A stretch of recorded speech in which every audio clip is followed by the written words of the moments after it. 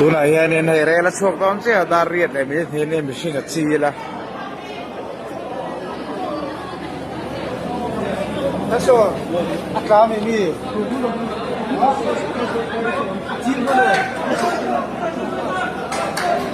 จีนพันเหลาเจ๊เจ๊จีนพันเหลาอ่ะเดี๋ยวอันนั้นดำฟังเลยนะอันนั้นดำเขาจีนพันเห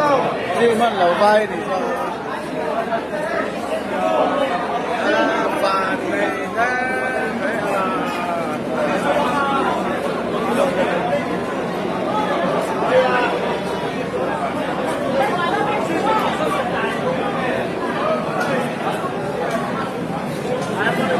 ฟังเลยนะ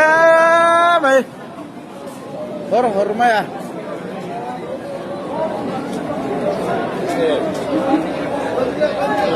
hospital lah kalau punya yang lah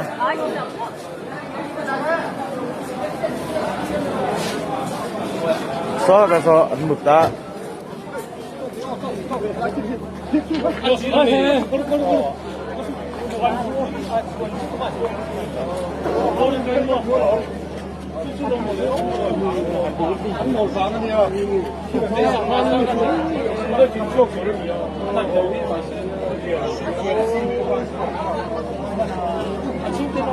no, thấy được. Này này, xem nào. Kiska साथ आए?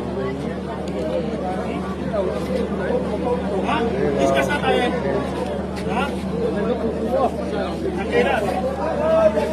क्या बात है?